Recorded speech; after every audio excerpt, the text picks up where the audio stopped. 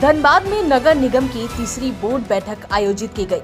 बैठक बाबूडी स्थित विवाह भवन में हुई, जहां पार्षदों ने शहर के कई बड़ी समस्याओं को जोरदार तरीके से उठाया। सबसे ज्यादा चर्चा पेयजल संकट को लेकर हुई। पार्षदों ने कहा कि गर्मी बढ़ते ही कई इलाकों में पानी की भारी किल्लत हो रही है। लोगों को नियमित पानी नहीं मिल पा रहा, जिससे आम जनता परेशान है। वहीं खबर स्ट्रीट लाइट का मुद्दा भी बैठक में छा रहा। कई वार्डों में महीनों से लाइट खराब पड़ी है, जिससे रात के समय लोगों को दिक्कतों का सामना करना पड़ रहा है। सफाई व्यवस्था को लेकर भी पार्षदों ने नाराजगी जताई। उन्होंने कहा कि कई मोहल्ले में नियमित सफाई नहीं हो रही, जिसके कारण जगह जगह गंदगी का अंबार लगा हुआ है। बैठक में जन्म और मृत्यु प्रमाण पत्र बनाने में हो रही परेशानियों का मुद्दा भी उठा। पार्षदों ने कहा कि लोगों को प्रमाण पत्र बनवाने के लिए बार बार निगम कार्यालय के चक्कर लगाने पड़ते हैं। इस बार वार्ड ने फैसला लिया कि जन्म और मृत्यु प्रमाण पत्र की प्रक्रिया को आसानी और पारदर्शिता बनाया जाएगा, ताकि लोगों को कम समय में सुविधा मिल सके। वहीं महापौर संजीव सिंह ने सभी समस्याओं को गंभीरता से सुनते हुए अधिकारियों को जल्द समाधान का निर्देश दिया। उन्होंने कहा कि नगर निगम शहर की बुनियादी सुविधाओं को बेहतर बनाने के लिए लगातार काम कर रहा है। बैठक में शहर के विकास कार्यों और व्यवस्थाओं को लेकर भी चर्चा हुई। महापौर ने कहा कि जनता की समस्याओं का समाधान ही नगर निगम की प्राथमिकता है।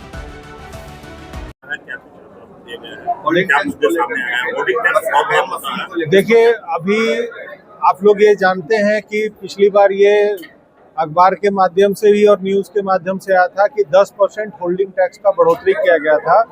बोर्ड में इस चीज़ का निर्णय लिया गया कि ये प्रस्ताव सरकार को भेजा जाएगा कि जो टैक्स बढ़ोतरी किया गया 10%, वो उसको पुनः जो है पहले ही की तरह रखा जाए, उसको बढ़ोतरी ना किया जाए। और चूंकि ये आमजन के हित में है, धनबाद नगर निगम क्षेत्र के लोगों के हित में है, इसके लिए ये बोर्ड पूरा एक निर्णय लिया है।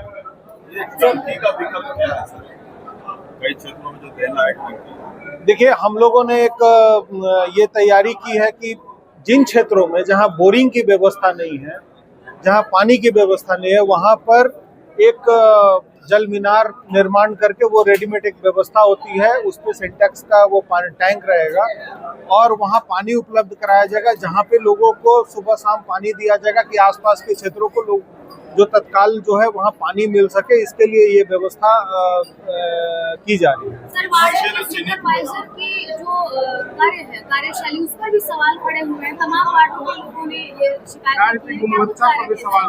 नहीं, मैंने कार्य के बारे में ये स्पष्ट कहा है कि जहाँ के बारे में भी बैठक में कहा, आप लोग इस बार प्रमुख रूप से आप सभी लोग बैठक में उपस्थित थे। ये स्पष्ट है कि जहाँ से भी शिकायत होगी वो शिकायत पर कार्रवाई की जाएगी, उसका जांच किया जाएगा। अगर सही पाया जाता है तो उस पर कार्रवाई होगी। सर, मछुआरों का आतंक बढ़ गया है सर, क्या कुछ सफाई के लिए क्या मशीनें खरीदने के बाद? देखिए, मशीनें जो है, पहला एक मशीन जो होता है जिसपे स्ट्रीट लाइट हम लोग ठीक करते हैं, वो मशीन जो ट्रॉली टाइप की मशीन होती है, जिसमें हम लोगों का ये होता है कि लिफ्ट करके ऊपर जाता है और वो मशीन या तो पेड़ का कटिंग होता है, जैसे रोड पर अगर कोई टहनी आ गया, ऊंचा आ गया, उस मशीन का वो हम लोग क्रय करने का बाद वो उसको बोर्ड से पास कराए।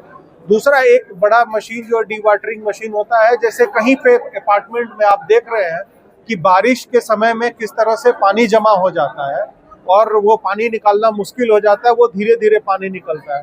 तो डी वाटरिंग मशीन का काम ये होता है कि तत्काल जो है पानी निकाल के और दूसरे साइड में जहाँ पानी निकलने की व्यवस्था होती है उस साइड में उसको छोड़ दिया जाता है। वो मशीन उसको भी क्रय करने की बात की जा रही है।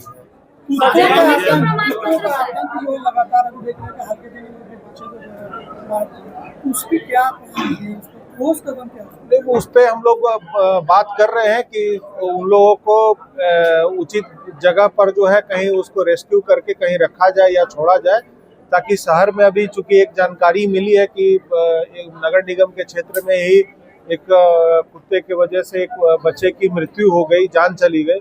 तो ये बहुत दुखनीय विषय है और हम लोग इस पर बात कर रहे हैं कि वो उसको कहीं